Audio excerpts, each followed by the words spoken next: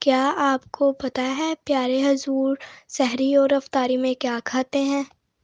جزاک اللہ۔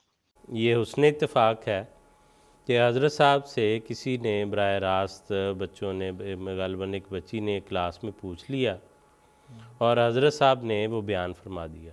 ہم وہ ویڈیو جو ہے حضرت صاحب والی وہ پلے کر دیں گے، تو اس میں حضرت صاحب کی زبان سے وہ جو ہے جواب وہ آ جائے گا۔ حضرت صاحب کا بیان جو ہے وہ ویڈیو میں دیکھتے ہیں۔ سحری اور افطاری میں کیا کھانا پسند کرتے ہیں؟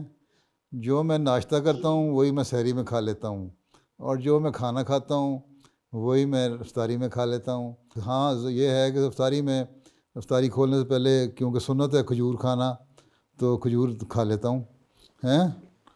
تو باقی تم لوگوں کی طرح نہ پکوڑے کھاتا ہوں، نہ سموسے کھاتا ہوں، نہ چاٹیں بناتا ہوں، نہ فضول قسم کی چیزیں بنا کے اتنا کھا لیتا ہوں رات کو افطاری کے بعد مصیبت ہی پڑی رہے، صبح اٹھنا مشکل ہو جائے روزے کے لیے۔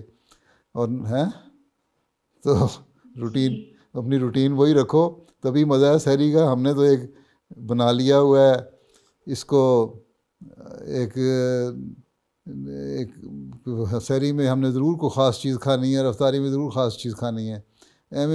بلا وجہ کا خرچ بڑھا دیتے ہیں ہم، کھانے کا بھی خرچ بڑھ جاتا ہے اور پیٹ علیحدہ خراب ہو جاتا ہے اور روزہ رکھ کے پھر سارا دن سستی رہتی ہے۔ روزے کا مزہ تو تب ہے کہ جو روٹین کا تمہارا کھانا ہے وہی کھاؤ اور وہی اسی سے روزہ رکھو اور اسی سے روزہ کھولو، ٹھیک ہے؟ اور جو تمہارے لیوش قسم کی افطاریاں میں جو پیسے بچ جاتے ہیں نا، وہ کسی چیریٹی میں دے دو۔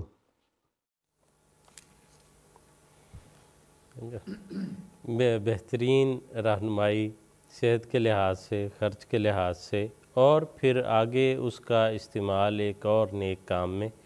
اور حقیقت یہی ہے کہ عام طور پہ ہم لوگ رمضان کے آتے ہی طرح طرح کی چیزیں جو ہیں سارے گھروں میں جمع کر لیتے ہیں، اور ہمارے ایک دوست جو ہے وہ مذاق سے کہا کرتے ہیں کہ یہ تو سمجھ آتی کہ اللہ تعالیٰ نے روزے فرض کیے، یہ نہیں سمجھ آتی پکوڑے کس طرح فرض ہوئے ساتھ۔ تو بعض لوگ واقعتاً اس کو اس تواتر سے کھاتے ہیں کہ وہ لگتا ہے کہ وہ بھی حصہ ہے اس کا، اور بعض لوگ پھر یہ شکوہ کر رہے ہوتے ہیں کہ روزے بھی رکھے ہیں وزن پھر نہیں کم ہوا۔ تو روزہ رکھنے کا مقصد تو یہ تھا کہ کھانا کم ہوگا، اور اس وجہ سے پھر وزن پر اثر پڑے گا اگر روزہ رکھ کے پہلے سے دگنا کھانا کھا لیا۔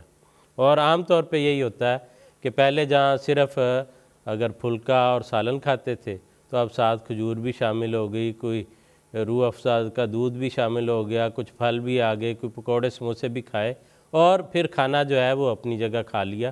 تو وہ تو ایک کھانے کی بجائے دو کھانے ہو گئے، تو اس سے پھر کمی کس طرح ہوگی۔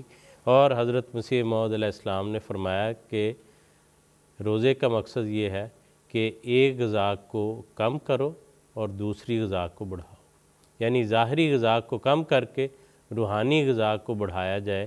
یہ روزوں کا اصل مقصد یہ ہے، اور اس سے انسان کی صحت بھی بہتر رہتی ہے، اور جو بے جا خرچ ہے وہ بھی نہیں ہوتا، اور روحانی اور دینی فوائد جو ہیں وہ بھی حاصل ہوتے ہیں۔